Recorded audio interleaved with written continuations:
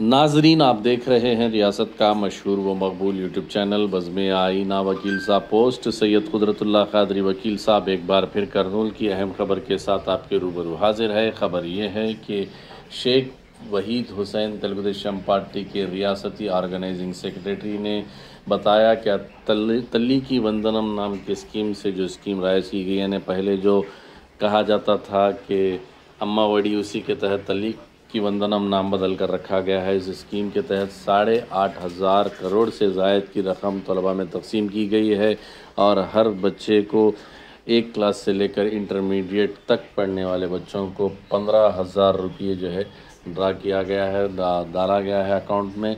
तो काफ़ी खुशी की बात है। उन्होंने कहा कि तेलुगुदेशम पार्टी हुकूमत हर तबके की तरक्की चाहती है और तालीमी मैदान में बड़े पैमाने पर तरक्की चाहती है। आप देखिए ये खुसूसी रिपोर्ट। सैयद कुदरतुल्लाह कादरी वकील साहब को दीजिए इजाज़त। अगर आप हमारे चैनल को अब तक सब्सक्राइब नहीं किए हैं तो ज़रूर सब्सक्राइब करें, लाइक करें, शेयर करें, कमेंट करें, बेल बटन दबाना ना भूलें ताकि लेटेस्ट वीडियोस आप तक बआसानी से दस्तयाब हो सके। చాలా వాళ్ళు చర్యలు తీసుకునే ఆలోచనలో వాళ్ళు ఉన్నారు కాబట్టి మనము రాబోయే 10-15 సంవత్సరాల వరకు ఈ యొక్క ప్రభుత్వాన్ని సుస్థిర ప్రభుత్వంలా మనం తయారు చేసుకుంటే మనకు ఇంకా మన రాష్ట్రం అభివృద్ధి కాగలదని చెప్పేసి నేను సవినయంగా తెలియజేసుకుంటున్నా. అంటే 2019 2024 మధ్యన ఏదైతే వైసీపీ ప్రభుత్వం ఉండిందో అప్పుడు మన రాష్ట్రంలో మొత్తం వ్యవస్థలన్నీ కుదేలైపోయి ఇక్కడ ఉద్యోగాలు లేక ఉపాధి లేక చాలామంది రోడ్డున పడిన సంగతి, తర్వాత ఈ రైతులకు కూడా ఎటువంటి గిట్టుబాటు ధరలు లేక ఇబ్బంది పడిన పరిస్థితి మనం చూసాం. తర్వాత ప్రజలు ఈ ఉమ్మడి ప్రభుత్వానికి, తెలుగుదేశం, బీజేపీ, ఈ జనసేన యొక్క ఉమ్మడి ప్రభుత్వానికి అపారమైన విశ్వాసంతో 164 సీట్లు ఇచ్చి మంచి పర్సంటేజ్ తోటి గెలిపించడం జరిగింది.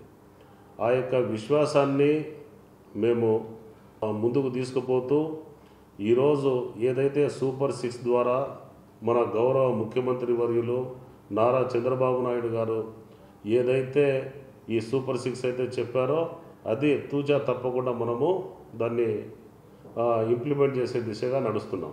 అందులో భాగంగా మీకు అందరికీ తెలిసిన విషయమే, నిన్న తల్లికి వందనం కూడా దాదాపు 67 లక్షలకు పైచిలకు వాళ్ళకందరికీ తల్లికి వందనము ఇవ్వడానికి సమాయత్తం కావడం కూడా అందరం చూసాం. 2019-2024 మధ్య ఏదైతే వైసీపీ ప్రభుత్వం ఉందో కేవలము కొన్ని పథకాలను మాత్రమే ప్రజలకు ఎరగా చూపి వాళ్ళు తిమ్మింగళాలను వాళ్ళు ఇక్కడి నుంచి కాజేసిన పరిస్థితే మనకు కనపడతా ఉంది.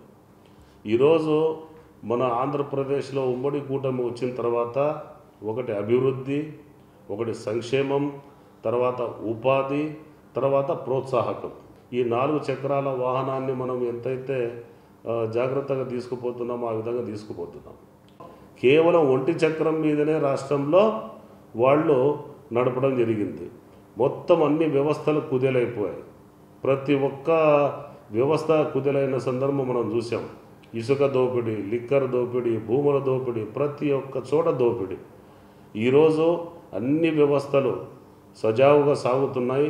రాబోయే ఇంకా ఈ రోజుల్లో మన పోలవరం కూడా తొందరలోనే కంప్లీట్ అయిపోతుంది. అమరావతి తొందరలోనే కంప్లీట్ అయిపోతే ఇంకా మిగతా పథకాలు ఏవైతే ఉన్నాయో ఈ సూపర్ 6లో అవి కూడా ఆగస్టులో మన గౌరవ ముఖ్యమంత్రి వారు ఏదైతే చెప్పారో ఆ విధంగా ఈ ఆగస్టులో ఈ ఆర్టీసీ బస్సు కూడా ఫ్రీ బస్సు కూడా వస్తూ ఉంది. మేమందరము ఈ యొక్క మన ఆంధ్రప్రదేశ్లో ఉన్న యువతను రిక్వెస్ట్ చేసేది ఏంటంటే ఇటువంటి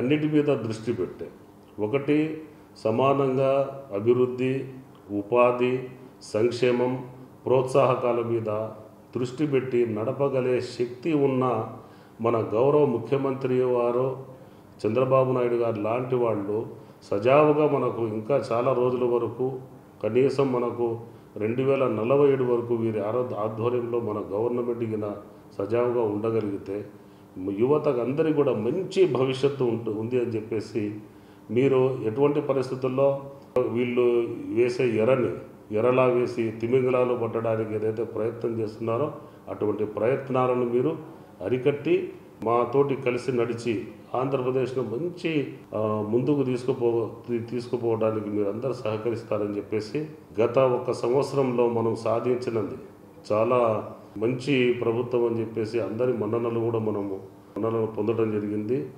ఇప్పుడు చాలామంది చెబుతుంటారు ఈ అమరావతిలో మీరు ఏం చేశారు, ఏం డెవలప్మెంట్ అయిందని.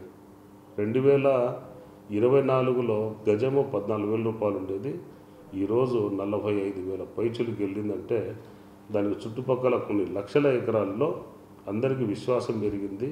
అందరి యొక్క భూమి యొక్క ధర కూడా పెరిగి వాళ్లకు ఏదైనా కానీ స్పెండింగ్ పవర్ కూడా పెరిగింది వాళ్ళకి.